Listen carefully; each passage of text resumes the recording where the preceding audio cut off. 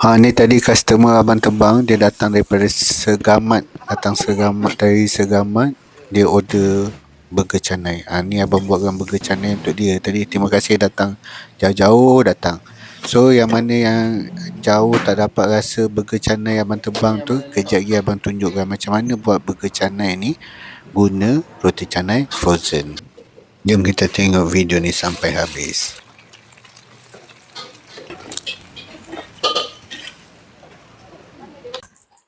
Jom abang tunjukkan korang cara buat burger canai pakai canai frozen 7 saat. Roti canai ni abang Tebang punya tau.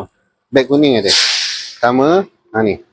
Ambil roti canai frozen ni tips abang ajar korang. Roti canai frozen ni, abang namakan 7 saat sebab kau kena goreng dia sekejap je. Tapi syarat dia kena celup air macam ni. Celup air macam tu. Celup air bergoreng, jangan tu goreng atas minyak. Kalau goreng roti canai atas minyak, dia akan terlalu garing, jadi macam biskut.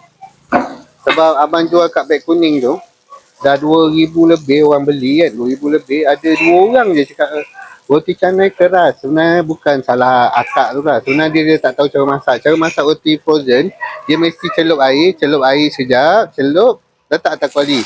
Nampak ni, bila ni dia akan lembut balik nampak? Dia akan lembut.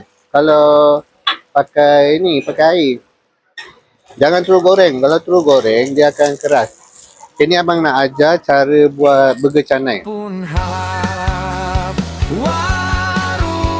Abang terbang, oh sedapnya.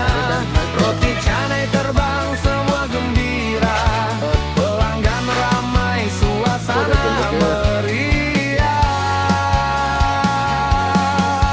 Makan di sini, hati pun bahagia.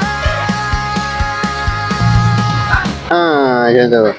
Pakai roti canai frozen je kan. Nanti korang boleh potong 2, boleh makan sama-sama. Okay ni. Malah kalau rajin korang potong daging tu masuk lagi jadi macam kebab. Ni. Pakai roti canai frozen. Kan pakai roti canai frozen boleh jadi. Okay, roti canai frozen ni ada kat beg kuning. Alright.